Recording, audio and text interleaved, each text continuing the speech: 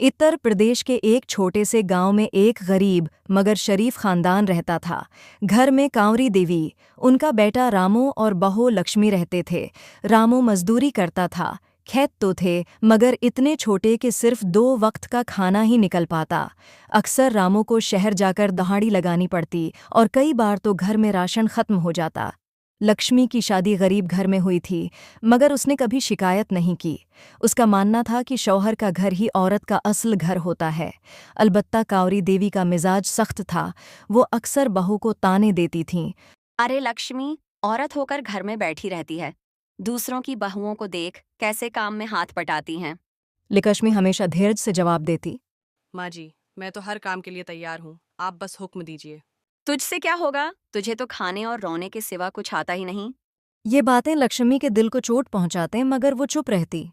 एक दिन ऐसा आया कि घर में आटे का एक दाना भी न बचा।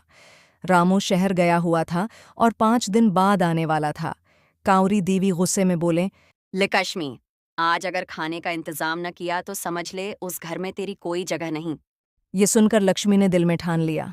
मुझे कुछ ना कुछ करना ही होगा, वरना ये घर बर्बाद हो जाएगा। अगली सुबह वो सिर पर टोकरी रखकर पास के जंगल की तरफ निकल पड़ी। वहां से लकड़ियां काटें और बाजार में बेच आएं। रकम भले ही थोड़ी थी मगर उसकी आंखों में खुशी झलक रही थी। उसने पैसे माँ जी के हाथ पर रख दिए। इतने से पैसों से क्या होगा? ये सब दिखावा है। लक्ष्मी कुछ न बोली। वो जानती थी कि ये छोटी शुरुआत ही बड़े रास्ते की पहली सीढ़ी है। वक्त गुजरता गया। लक्ष्मी रोज जंगल जाती, लकड़ियां काटती और बाजार में बेचती और आहिस्ता आहिस्ता घर का खर्च निकलने लगा।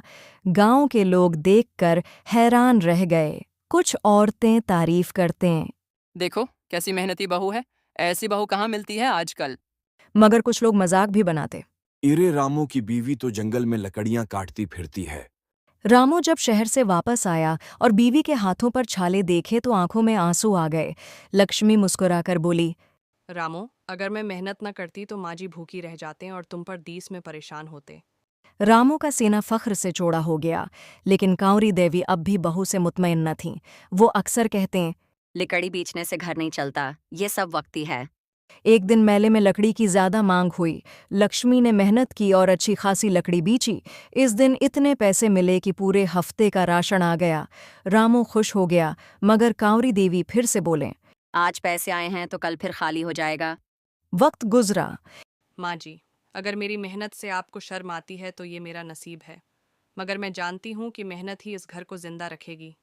मेहनत और सब्र से बढ़कर कोई ताकत नहीं। औरत अगर हिम्मत कर ले तो पूरे खानदान का सहारा बन सकती है।